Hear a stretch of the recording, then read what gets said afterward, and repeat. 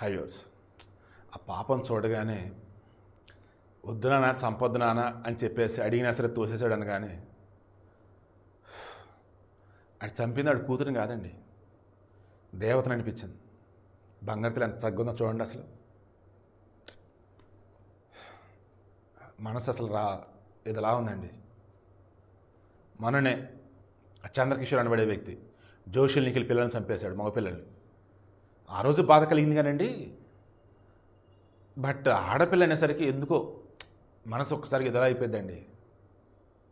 Maybe చిన్నప్పటి నుంచి నా చెల్లెలు బిడ్డలని నా బిడ్డలని పెంచడం వల్ల వాళ్ళకి చిన్న ఇబ్బంది కూడా రాకూడదని ఉండటం వల్ల కానీ చాలా బాధేస్తుందండి. కోనసీమ జిల్లా నేలపర్తిపాడు పిల్లిరాజు తన భార్య విజయ, ఈయన రోజువారీ ఇంట్లో వాడుకునే వస్తువులు సంబంధించి గృహోపకరణాలకు సంబంధించి కిస్తీల మీద ఇస్తూ ఉంటారు. ఓళ్ళల్లో తిరుగుతూ ఉంటారు కదా, వస్తువులు ఇస్తారు. దెన్ రోజుకి ఎంత డబ్బులు కట్టాలి, వారానికి ఎంత కట్టాలి. బట్ ఇతనికి ఒక అతను 30 లక్షలు అప్పాడాడంట. ఇతనికి వేరే అతను ఇవ్వాలి.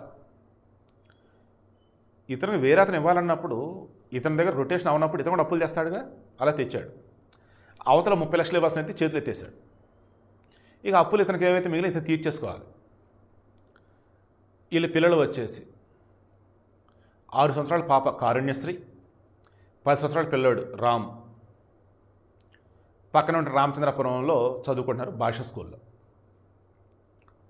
ఇందాక ఎప్పట్లానే వెళ్ళాడంట. పిల్లలని స్కూల్ నుంచి పట్టుకొచ్చాడు. వాళ్ళు రెగ్యులర్గా వెళ్ళే రూట్ మారాడు. ఏడకనన్నా అంటూ ఉంటే ఆ కాలువ కొట్టిన ఆపి, గోదావరి కాలువలో పెద్ద లోతుగా ఉంటాయి, ఆపి మనకు అప్పులు ఉన్నాయి అయ్యా, మనం ఇంకా బతకట్లేదు, మనం చచ్చిపోతాం అని చెప్పేసి తోయిపోతే వద్దునని ఇద్దరు పిల్లలు ఏడుస్తున్నారంట. అయినా సరే కాలువలో తోసేసాడు. పాపం ఆ బంగారు తల్లి ఆ కారుణ్యశ్రీ కాలువలు సుడిగుండం దగ్గర పడేసి పాపం ఎటు వెళ్ళిపోయింది బాడీ. ఆ పిల్లోడు మాత్రం అక్కడ పక్కన తుప్పలు గిప్పలు ఏమంటే పట్టుకొని బతికాడు. బండి వేసుకుని ఇతను ఎటు వెళ్ళిపోయాడు.